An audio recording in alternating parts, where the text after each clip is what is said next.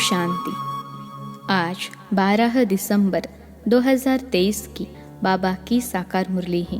मुरली के महावाक्य हैं, मीठे बच्चे, ज्ञान और योग के साथ साथ तुम्हारी चलन भी बहुत अच्छी चाहिए।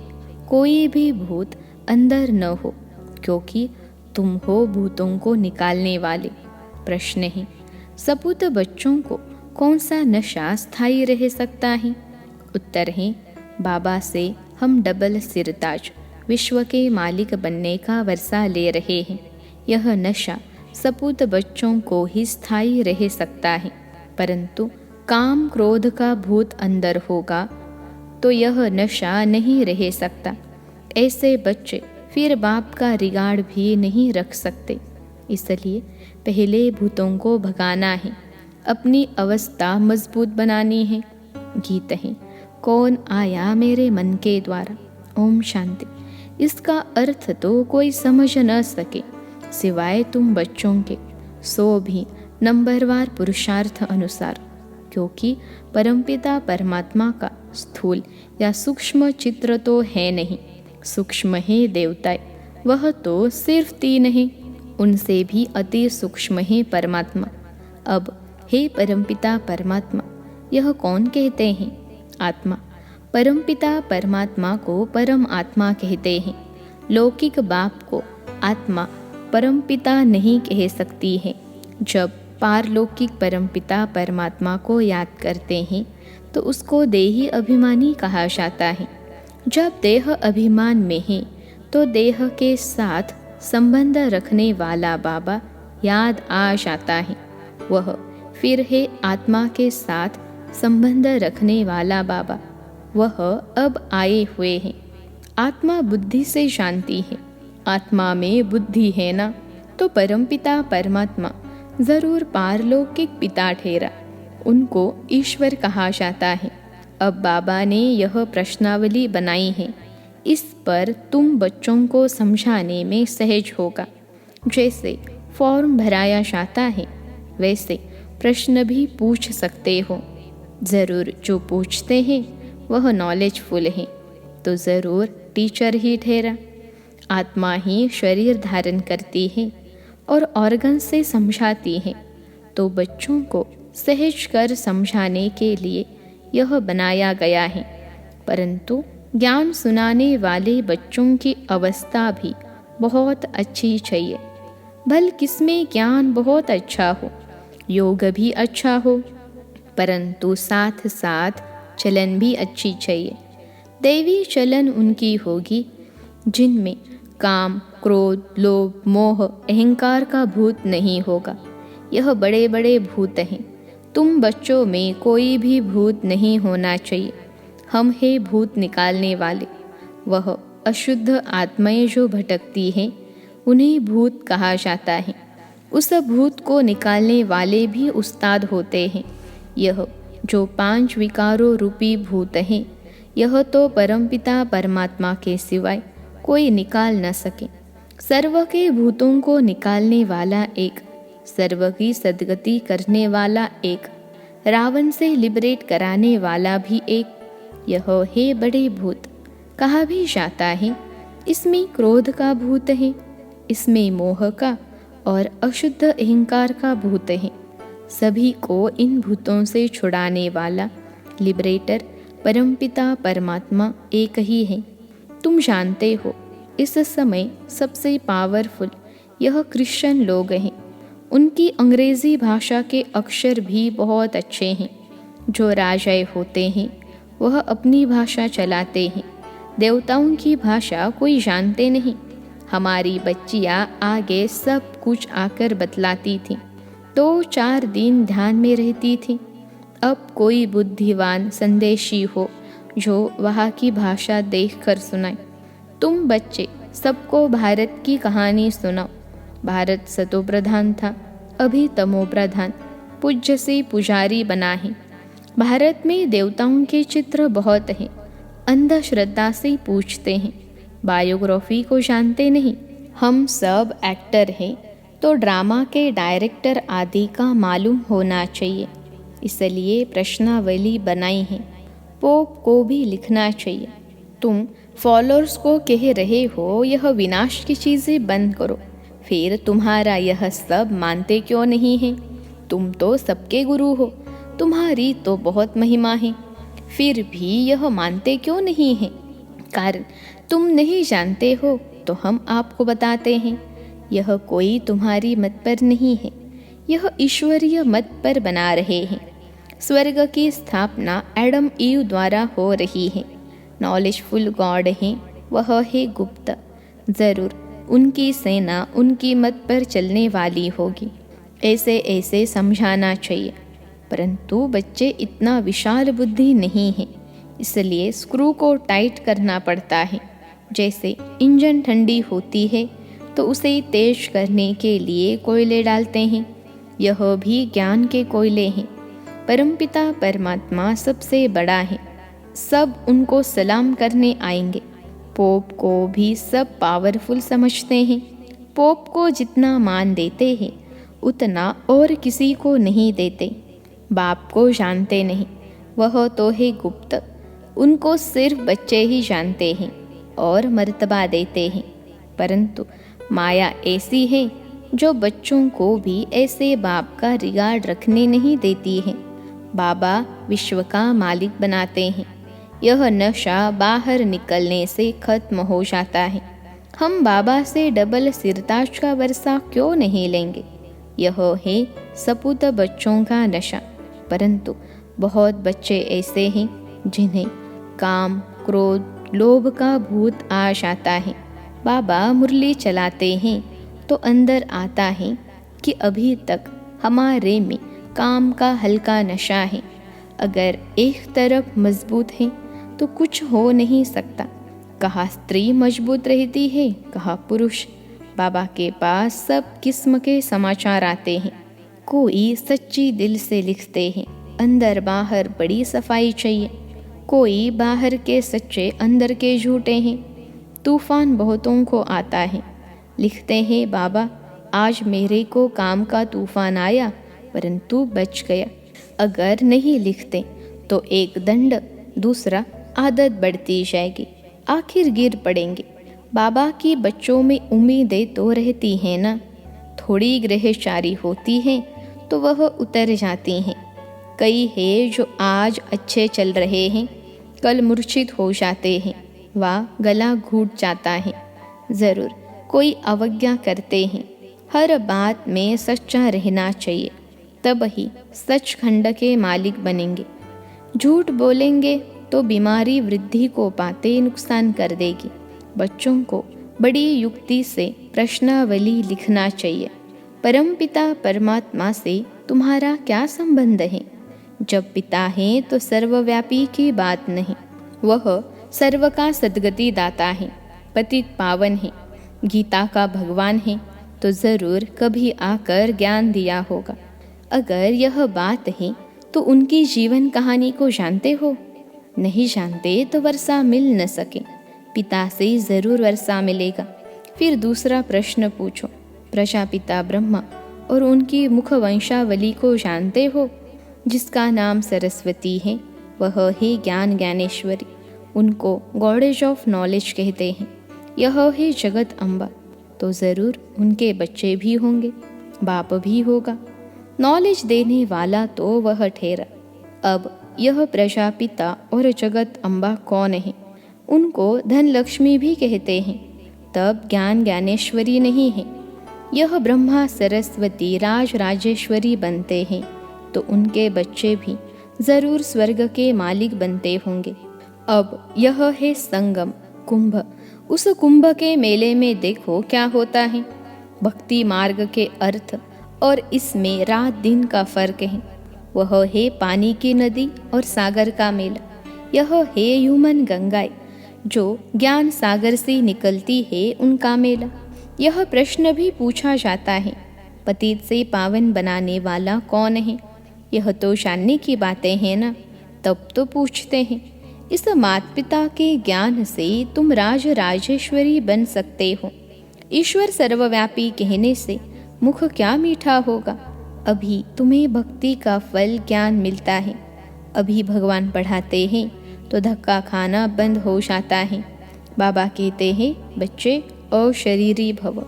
आत्मा को ज्ञान मिला। अब आत्मा कहती है, हमको वापिस जाना है बाबा के पास। फिर है प्रारब्ध। राजधानी स्थापन हो जाती है। कितनी समझने की बातें हैं।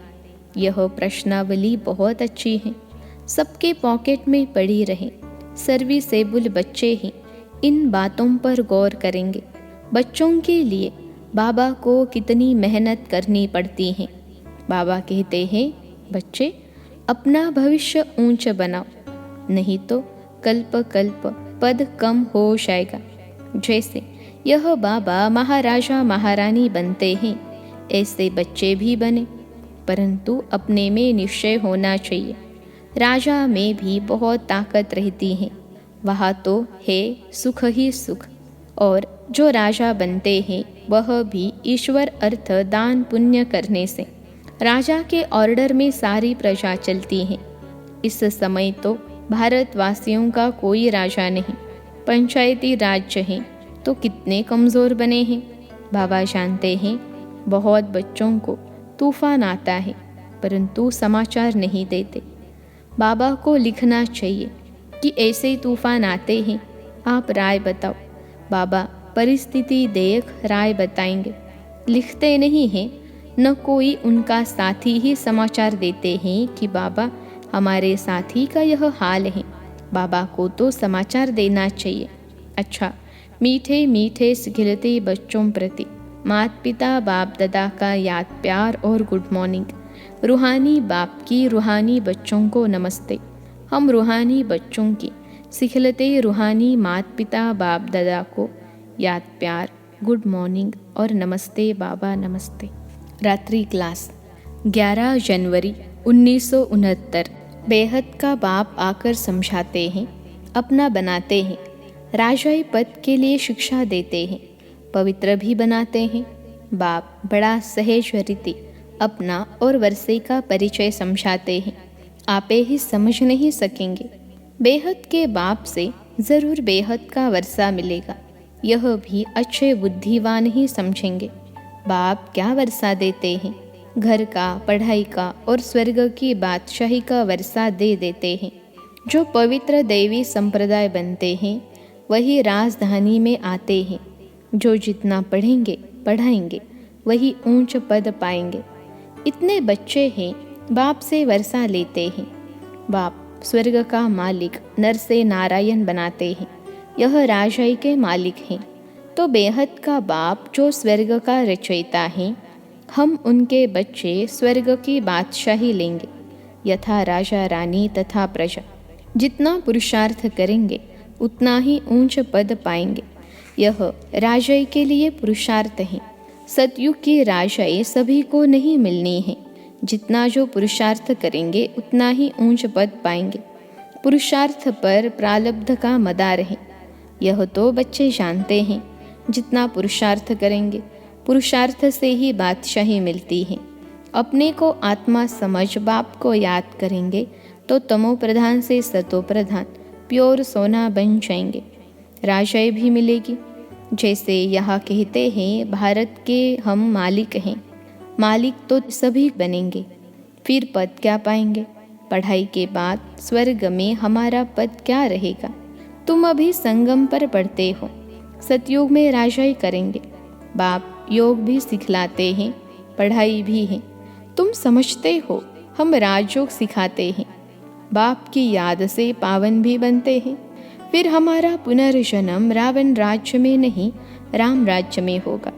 अभी हम पढ़ रहे हैं, मन मना भव मध्याजी भव। अभी कलयुग का अंत है, फिर सतयुग स्वर्ग जरूर आएगा।